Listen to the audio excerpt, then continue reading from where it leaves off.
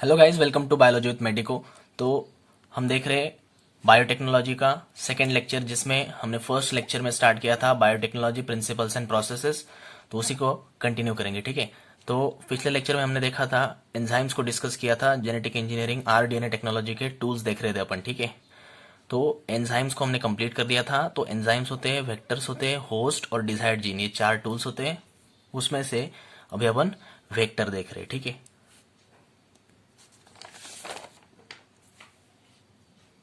तो वेक्टर्स को कैरियर या फिर व्हीकल बोलते हैं, ठीक है ना। तो वेक्टर्स को क्या बोलते हैं, कैरियर या फिर व्हीकल बोलते हैं। तो वेक्टर के पास क्या क्या होना चाहिए वो अभी देखते हैं। ओआरआई साइट होनी चाहिए, ठीक है ना। ओआरआई साइट मतलब रेप्लिकेशन ओरिजिन साइट, या फिर ओरिजिन ऑफ रेप्लिकेशन भी बोल सकते हैं उसको, ठीक है ना। देन आरओपी होना चाहिए, प्रोटीन ऑफ रेप्लिकेशन, ठीक है। देन रेस्ट्रिक्शन साइट या फिर क्लोनिंग साइट प्रेजेंट होनी चाहिए, जहां पर रेस्ट्रिक्शन एंडोन्यूक्लियस क्या करता है, कट लगाता है, ठीक है ना। देन सिलेक्टेबल मार्कर प्रेजेंट होने चाहिए, ठीक है। सिलेक्टेबल मार्कर मतलब क्या होते हैं, एंटीबायोटिक रेजिस्टेंस जीन और एंजाइम प्रोड्यूसिंग जीन, ठीक है ना। तो ये दोनों क्या है, सिलेक्टेबल मार्कर होते हैं, ठीक है। तो एंजाइम प्रोड्यूसिंग जीन जो है उसका एग्जांपल क्या हो जाएगा, मतलब जीन कौन सा है, वो लैग जेड जीन, ठीक है। और वो क्या बनाता है, बीटा गैलेक्टोसाइडेज एंजाइम बनाता है, ठीक है। और उसकी जो साइज होनी चाहिए, जो भी वेक्टर है क्या या फिर कैरियर है, उसकी स्मॉल साइज होनी चाहिए, ठीक है ना। तो फर्स्ट जो वेक्टर है उसको देखते हैं, एनसीईआरटी में दिया गया है, ठीक है। तो पीबीआर 322, ठीक है ना। पीबीआर 322, तो उसमें पी क्या होता है, plasmid, B for Bolivar, R for Rodriguez, ठीक है ना, Rodriguez sorry. P for plasmid, B for Bolivar and R for Rodriguez. और 322 जो है वो उसका स्पेसिफिक कोड है, ठीक है। तो ये क्या है, फर्स्ट आर्टिफिशियल क्लोनिंग प्लाज्मिड है, ठीक है ना। ये क्या है, फर्स्ट आर्टिफिशियल क्लोनिंग प्लाज्मिड है। देन इसके पास में क्या होती है, 8 रेस्ट्रिक्शन साइट होती है, 2 सिलेक्टेबल मार्कर प्रेजेंट होते हैं, ठीक है ना। और सिलेक्टेबल मार्कर कौन से होंगे, एंटीबायोटिक रेजिस्टेंस जीन वाले, और वो कौन से होंगे, एएमपी मतलब एम्पेसिलिन रेजिस्टेंस जीन और टेट्रासाइक्लिन रेजिस्टेंस जीन, ये दोनों क्या होंगे, सिलेक्टेबल मार्कर वहां पे प्रेजेंट होंगे। और उसके पास में क्या होगी, एक ओआरआई साइट होगी, मतलब ओरिजिन ऑफ रेप्लिकेशन, एंड एक क्या होगा, आरओपी होगा, मतलब प्रोटीन ऑफ रेप्लिकेशन होगा।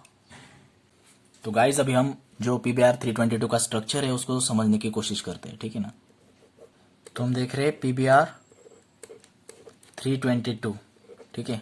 तो उसका स्ट्रक्चर अभी अपन डिस्कस करने वाले, ठीक है। तो यहाँ पे जो हमने बोला था कि 8 यहाँ पर क्लोनिंग साइट या फिर रेस्ट्रिक्शन साइट होती है, ठीक है। तो CLA1 क्ला 1 होता है यहाँ पर, ठीक है ना। बाद में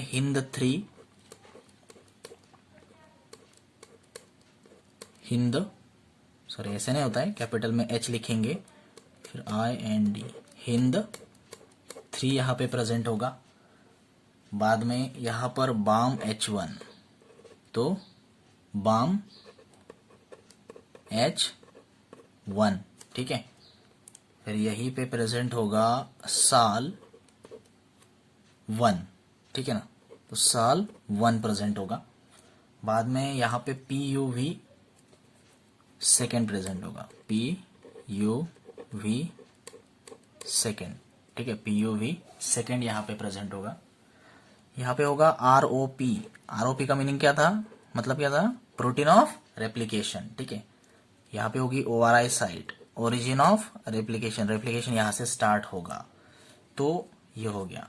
बाद में यहाँ पर हमारा होगा PST1, ठीक है, PST1। तो इसके फुल फॉर्म जो है वो बाद में देख लेंगे, सभी के नाम जो है वो अपन डिस्कस करेंगे। देन बाद में यहाँ पे होगा PUV फर्स्ट, PUV फर्स्ट, ठीक है। और यहाँ पे जो साइट होगी वो होगी इको R1 की, तो इको R1, ठीक है ना, इको R1। तो इको R1 का फुल फॉर्म हमको पता है। तो जो 8 एंजाइम के लिए यहाँ पर पीबीआर 322 में जो रिस्ट्रिक्शन साइट है, तो क्ला 1 के लिए और हिंद 3 के लिए यही रिस्ट्रिक्शन साइट है, ठीक है। तो एंजाइम को वो नाम है उसको देख लेते हैं, ठीक है ना। तो क्ला 1 कहां से है, कैरियोफेनॉन लैटम, तो C फॉर कैरियोफेनॉन और LA फॉर लैटम, ठीक है। और 1 जो है वो ऑर्डर ऑफ डिस्कवरी होता है।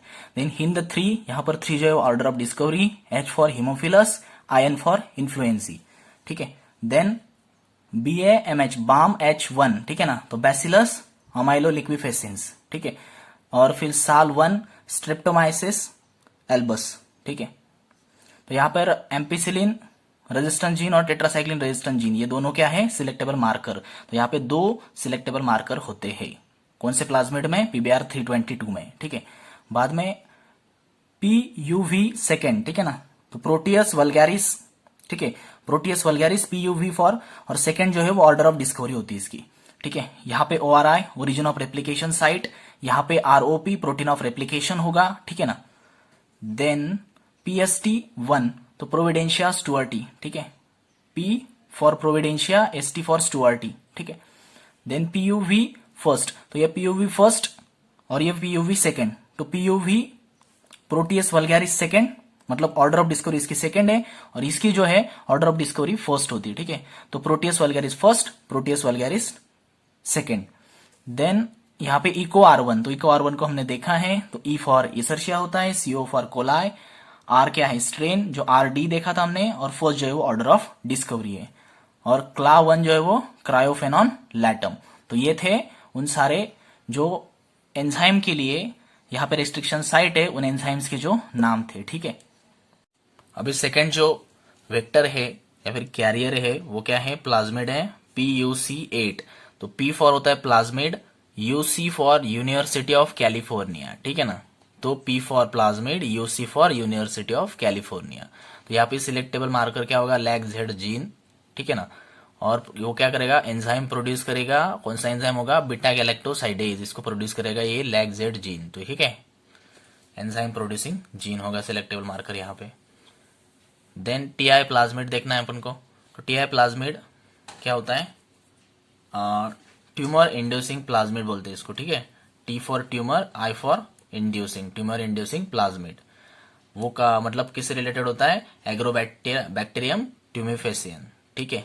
और DNA जो होता है वो क्या होता है, tDNA होता है, ट्यूमर इंड्यूसिंग DNA, ठीक है।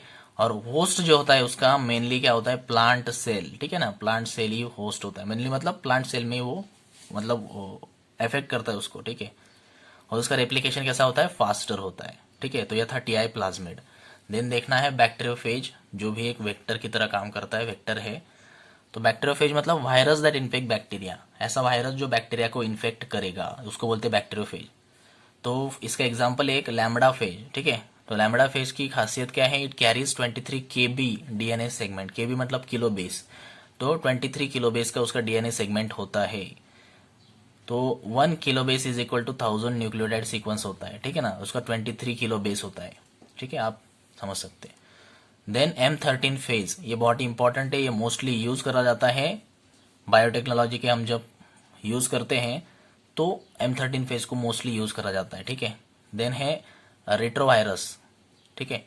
तो रेट्रोवायरस क्या होते हैं, ऐसे वायरस है जिनके पास में RNA होता है, genetic material, RNA as their genetic material, जिसका जेनेटिक मटेरियल क्या होता है, RNA होता है।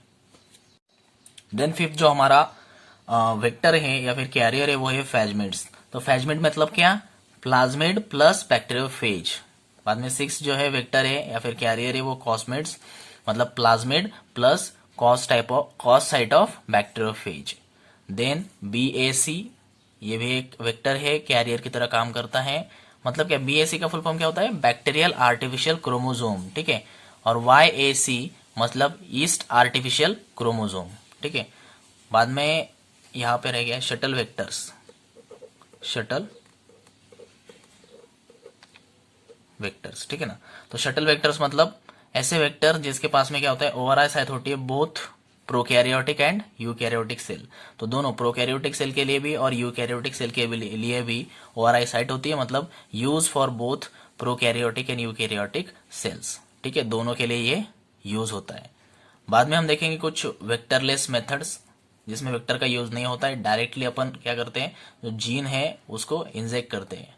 इसमें क्या है, फर्स्ट है माइक्रो इंजेक्शन, ठीक है ना, वेक्टरलेस मेथड में, या फिर उसको माइक्रो पिपेड भी बोलते हैं। तो इसके थ्रू क्या करते हैं, जीन को इंसर्ट करते हैं मतलब होस्ट के अंदर। देन होता है इलेक्ट्रोपोरेशन। इलेक्ट्रोपोरेशन में इलेक्ट्रिक फील्ड का यूज करके क्या होता है, जो होस्ट होता है उसके अंदर पोर साइज को इंक्रीज करके जीन जो है वो इंसर्ट करा जाता है, ठीक है, इलेक्ट्रिक फील्ड के थ्रू। देन है केमिकल मीडिएटेड।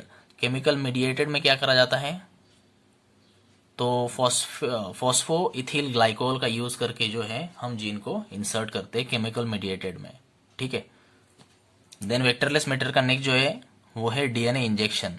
यहाँ पे क्या होता है, डीएनए वैक्सीन, इसके एग्जांपल क्या है, डीएनए वैक्सीन। तो इसके थ्रू जो है वो जीन को इंसर्ट करा जाता है डायरेक्टली, बिना वेक्टर को यूज करे। देन है जीन गन, इसको बोलते हैं बायोलिस्टिया भी बोलते हैं, ठीक है, जीन गन। इसके थ्रू भी हम क्या कर सकते हैं, जीन को इंसर्ट कर सकते हैं होस्ट के अंदर बिना वेक्टर का यूज किए, ठीक है।